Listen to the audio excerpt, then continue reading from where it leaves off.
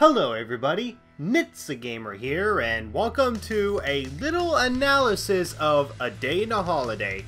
Now, for those of you who haven't been keeping up to date on Nitsa, and hopefully you have, I released an experimental interactive adventure called A Day in a Holiday, where, unlike previous interactive adventures where only one choice is the right choice to progress forward, in this interactive adventure, A Day in a Holiday, you can actually make the choices of where you want to go, and you actually make the choices for Nick, and you play as a 15-year-old where I'm one of the opposing forces, and so is his little sister Erica. And yeah, after making this, of course, I decided to put up a forum and ask people, what choices did you guys make? What choices did you make? Did you go with this? Did you go with that or anything? And yeah, here's the forum right here. So I would have you asking questions like, did you play billiards or dominoes down in the basements? And yeah, I know it's pronounced billiards, but that's kind of the joke. And of course, depending on what you played, you would pick one of these. Oh, and yeah, by the way, major spoilers in this video, by the way, so if you haven't played the interactive adventure and you don't want to be spoiled on the choices that are made in this interactive adventure, then click off of this video. And yeah, surprisingly, only 9 people have actually responded to this forum. Like, I actually specifically say at the end that you can go in the description down below and actually submit what choices you've made. Now, over 100 people have at least played the interactive adventure, or maybe not over 100 people, at least over 100 people have seen the start of it, but I don't know how many people exactly have played the interactive adventure. But only 9 people have responded to this poll, and yeah, I'm going to be going over this poll, and yeah, if you guys want to submit to this forum and you've played the interactive adventure before, the link will be in the description down below. And if you want to play the interactive adventure all over again or have to start from scratch, again, link in the description down below to play the interactive adventure. So here we go. Did you play using annotations or links in the descriptions? Now, as of May 2nd, I think, YouTube is gonna be getting rid of annotations, which I'm pretty pissed by because I wanted to make a sequel of this, and somehow I'm gonna have to make an interactive experience entertaining and interactive with end videos, which I don't know how I'm gonna pull that off because it looks like you're just clicking on ads. Like, it might as well be the interactive ad game. But yeah, thankfully 77.8% of people used annotations. So 7 people used annotations and 2 had to use links in the description. And no one had to switch to a computer just to properly use the annotations. What did you play down in the basement? So, 66.7%, so 6 players played billiards, and 3 people, or 33.3%, played dominoes. Alright, so yeah, definitely not surprising there that most people would choose billiards over dominoes. I mean, even if you haven't seen the previous billiards game with Nick and I challenging each other for like 5 years and whatever, which is like A Day in the Holiday is practically the 6th installment and the sequel to the billiards game 5, where I beat Nick and I decided to be an asshole about it. And yeah, no surprise that people would choose billiards over dominoes, but yeah, for the people who pick dominoes, you're original, I guess. I don't know. But yeah, no surprise there. Whether if it's for reference or preference or whatever, my best guess is both. Probably more preference over the other, but yeah. No surprise that people would choose billiards over dominoes. Did you punch Austin?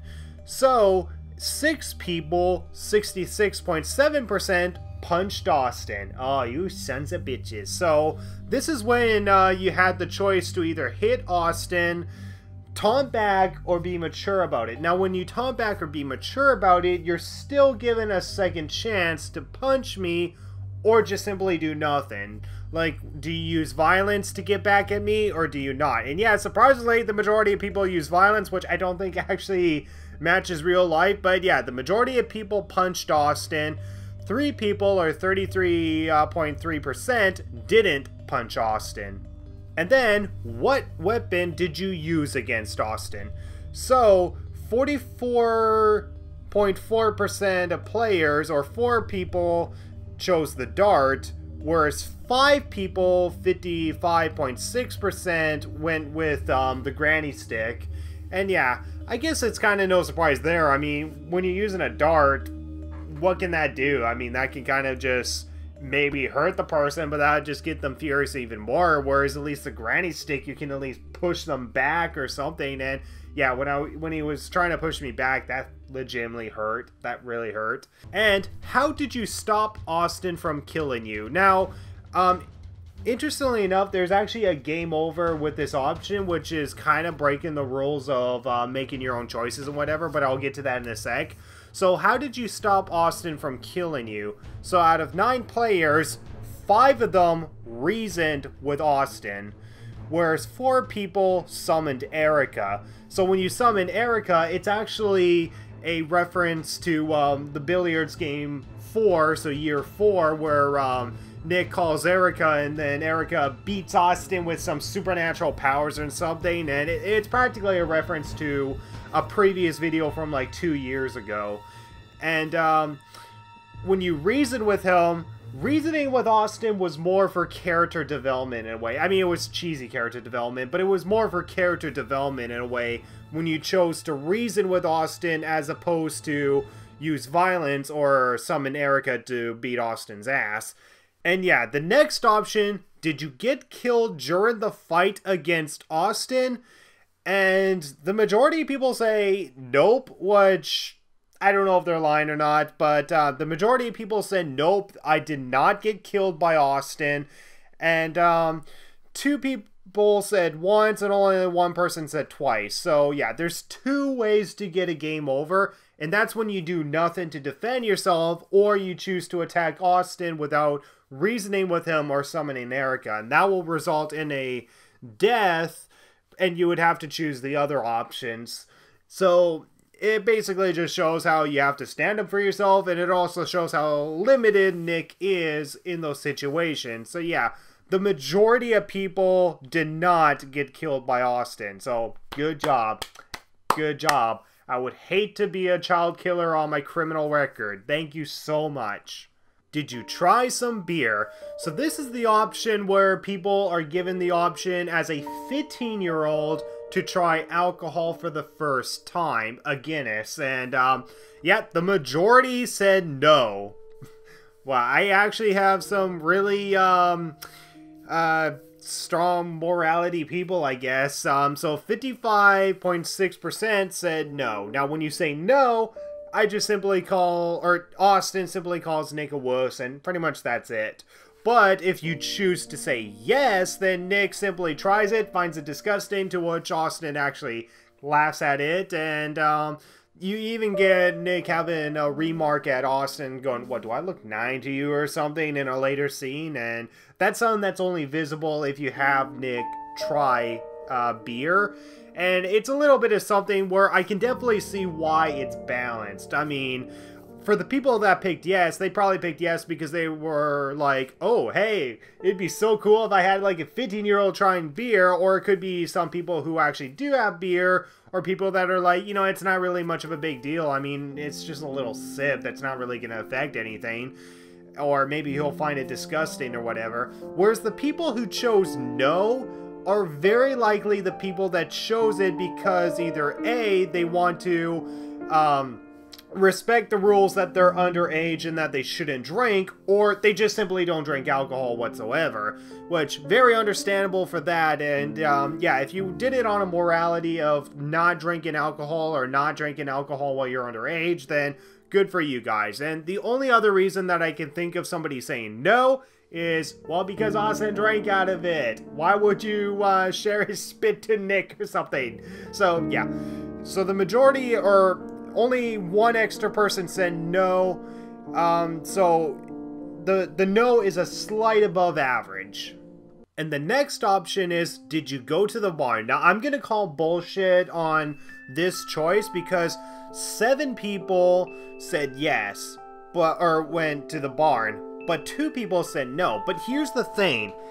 In the interactive adventure, according to my views, not many people went to the barn. And here's the thing, is that I think this is what people are probably mistaken, and I think the majority of people didn't go to the barn. Because when you're outside, you're given the option to either go to the barn just to explore, or go see the horses. Now, the majority of people went to see the horses, but people are saying that they did go to the barn. But the thing is that there's not a lot of views on the barn, and there's only one option in the interactive adventure to see the barn. Once you go see the horses, you have no option to go to the barn. And people are like, well, wait, aren't the horses by the barn? No, the horses are by a stable. And I think that's what people are probably mistaken this choice as, is that they're probably confusing the stable as the barn, when the barn and the stable are 2 separate buildings. So yeah, I think this choice is actually more no than it is yes, because I think people are mistaking the stable for the barn, whereas the barn is a completely separate thing. Now the second choice, did you feed Patches some hay? And the majority of people, 6 people, fed him some hay, whereas 3 people did not. For those 3 people, shame on you.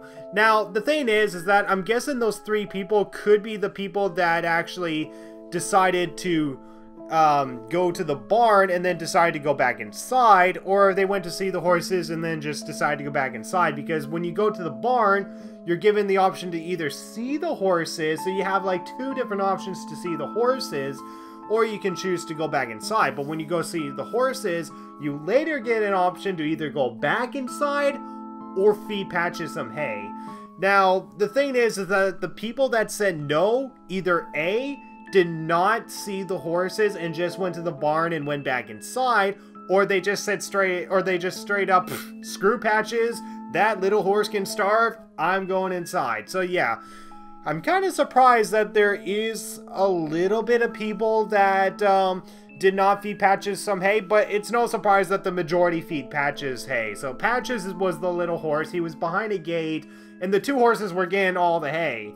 I mean, hey, what the hell? That is so unfair. So you as the player have the choice to bring some hay over to Patches and feed Patches some hay. So it's kind of just a little nice moment to make you connect to the horses and all that. And, you know, it's just something from the heart that you feel like you can do something nice. And no surprise that the majority of people chose to feed that horse some hay. Alright. Who did you help in the living room? So this happens either after you feed Patches or when you go back inside after going to the barn or seeing the horses. Now when you are in the living room, the scenario is that Austin asks you to get his drink, to which Nick goes, okay, sure. But before he can get the drink, Erica trips and dumps all of her pencil crayons all over the floor. To which the player is given probably the most difficult choice in the entire interactive adventure. In fact, I wanted this to be the hardest choice that players will have to make. Give Austin his drink or help Erica clean up her mess. Now, much to my surprise, but at the same time not surprised, the majority of people helped Erica clean up her mess. Now here's the thing, the only time that you would have ever seen Erica in the interactive adventure is if you summoned her at the beginning when you were fighting with Austin. That's the only time that you ever summon Erica and might actually help Erica.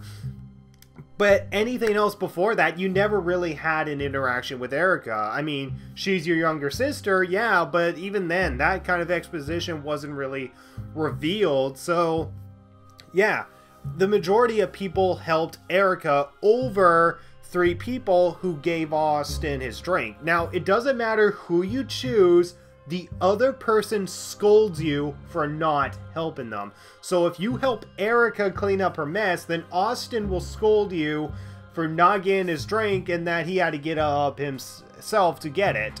Whereas Erica will get angry that you helped Austin instead of helping her pick up her pencil crayons. So you get scolded no matter what option you chose. And this is why I think this is the hardest choice, which is either, you know, help someone that you either liked or at least reasoned with and brought a truce to, and are you willing to betray him again by not giving him his drink and helping your younger sister instead? Or would you help your younger sister because it feels more morally right? And I've asked the people directly, why did you choose to help that particular person over the other? And these are the responses that people had to choose. So, the first option was definitely helping Erica, so I felt it was the right thing to do, and Austin seemed lazy to not grab his own drink. Very reasonable. Now, the second option was definitely someone who helped Austin over Erica. I'm your friend, not that... Okay. I know it's technically fictional and all that, but still...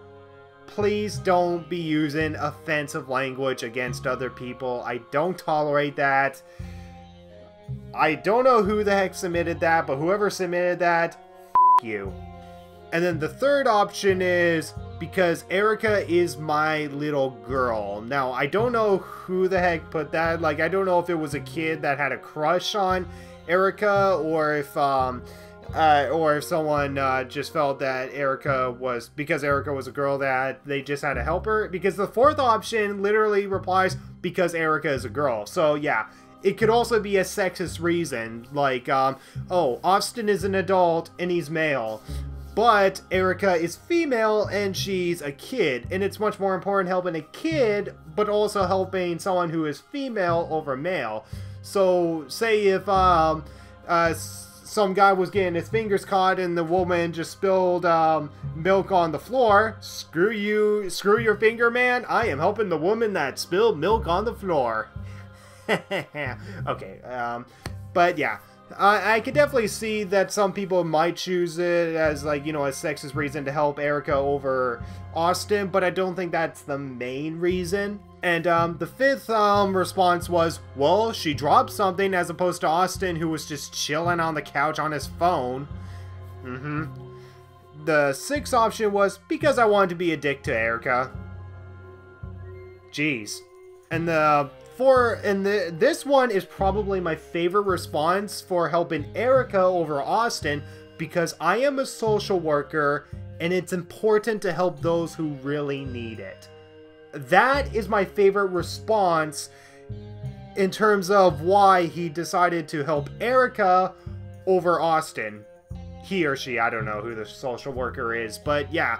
Definitely very understandable that it's much more important to help someone who really needs it over someone who actually wants it and is lazy to do something themselves. Then the next one is, my character knows Erica more than Austin, which I think is probably someone who chose Austin over Erica. And I guess he kind of chose it, or I guess that person chose Austin because they know Erica enough to say, oh, Erica can just clean the mess up herself and whatever. I'm gonna help Austin because he's my friend and I'm trying to, you know, continue that truce with him. And the last one is, family is more important. Yeah, I can definitely say out of all these responses, the responses for why they helped Erica seems to be more legit and actually understandable, whereas the reasons for helping Austin seems to be a little bit more dickish. So yeah, apparently if you help Austin, then apparently you're a dick. But if you help Erica, then you're someone who is good and full of heart. So yeah. So if you guys can say otherwise, how helping Austin get his drink over helping Erica is much more full of heart than helping Erica over Austin, then yeah, leave it in the comments down below how helping Austin would be the better choice. And then, how did you help Erica with her art stuff? Now, I'm actually surprised by this option because I thought the majority of people would ask to use the mortar and pestle. but surprisingly only 4 people, 44.4%, actually used the mortar and pestle, whereas 55.6% or 5 people sorted the stuff into individual baggies.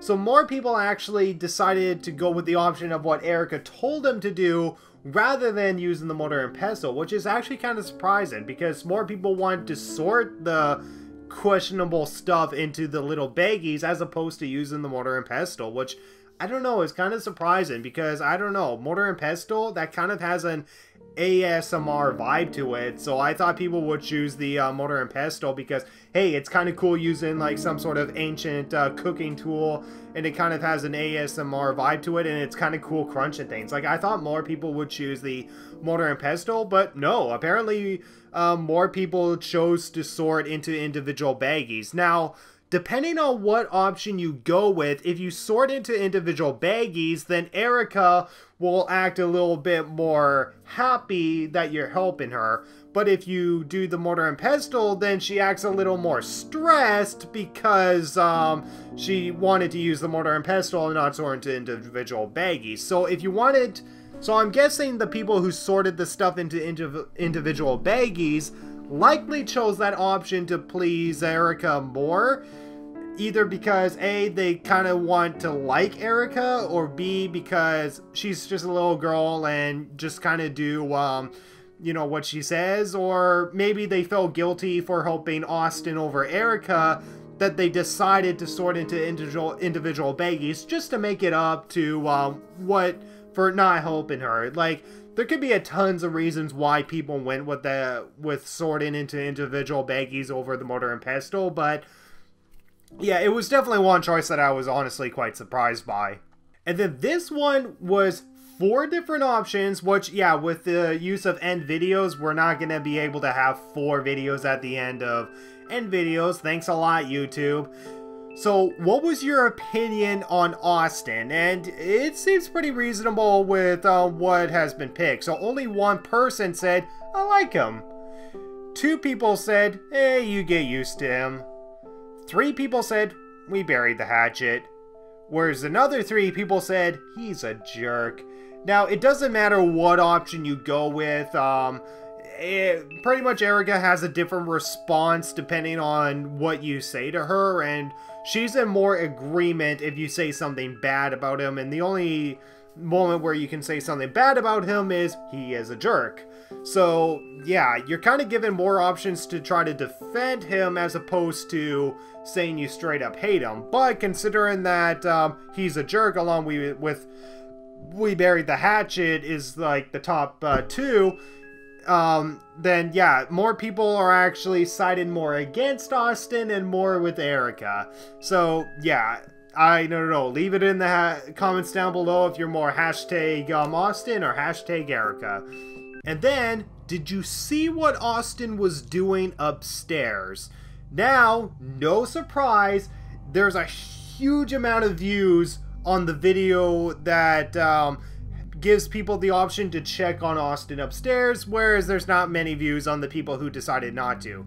Now, the reason now this is quite surprising because according to the statistics and whatever, like, I know charts don't say everything, but according to the statistics, more people chose to help Erica or be more supportive of her over Austin, even though, yeah, a lot of people reasoned with Austin and whatever. But here's the thing, is that despite Erica's warning to stay away from Austin or be careful of him, when you're hearing Austin swear upstairs, the majority took the risk and went upstairs to check on Austin. So, yeah, 7 people checked on Austin. 2 people said, too dangerous, I'll just continue going to the bathroom. Now, this is one of the few last choices. If you chose not to check on Austin, you just go to the bathroom, and that will lead to one of the 3 different endings of the interactive adventure. Whereas if you go upstairs, you're presented 4 different choices, and depending on what choice you make will result in 2 different endings. Now, I won't spoil on what happens if you check on Austin upstairs, but for those of you who played it, then you know exactly what happened. And after that choice, you can be certain that So 2 people said it was an unsettling moment, whereas 3 people were glad to make that choice, and 4 people regretted making that choice. Now, I don't know what, like, who selected what in terms of, oh yeah, I checked on Austin, and the 2 people who decided not to. But I'm guessing some people said, yeah, it was kind of an unsettling moment, and some said I regret that choice. You know, it balances out.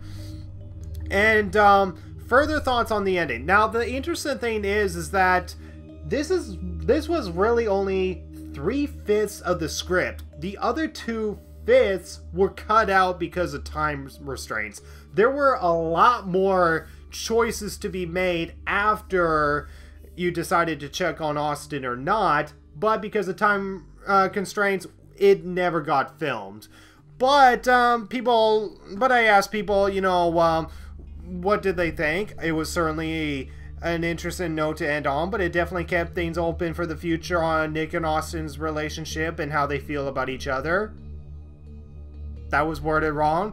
Nope, I like it. Funny ending. Was Austin masturbating? Okay.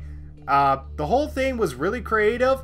If there were more problems, more drama, and a little more interesting. So, yeah, that's the only criticism, is that someone hoped there would be a little bit more problems and drama, and the only problems and drama was really choosing between helping Austin and Erica. So that was kind of the balance that I was trying to keep.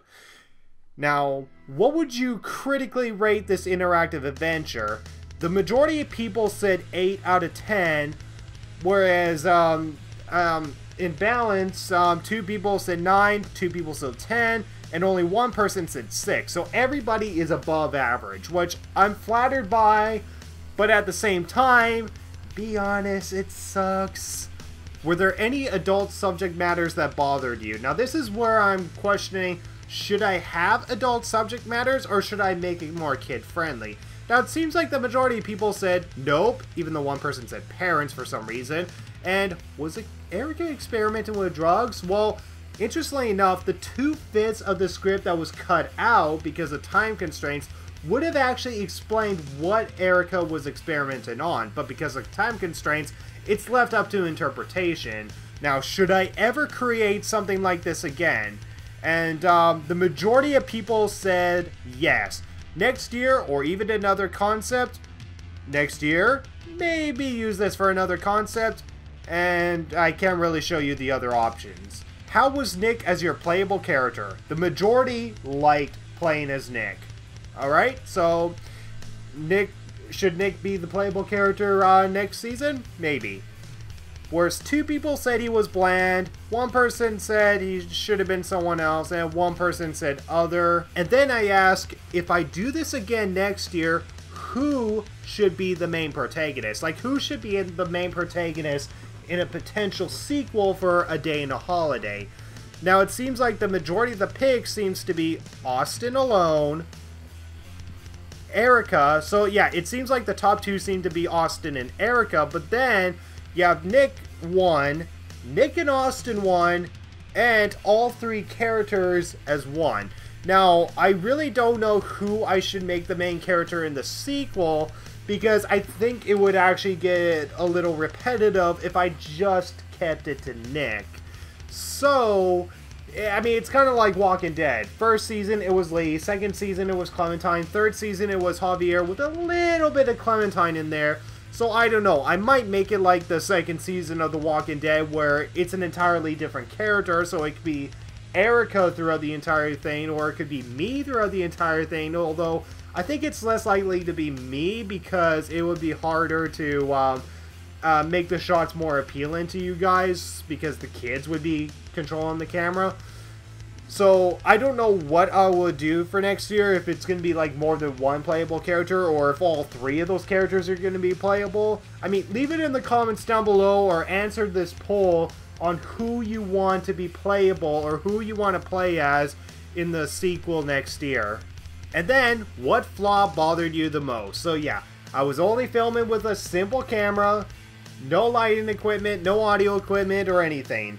Now, it seems like the majority of people said nothing. I'm flattered, but you guys are liars.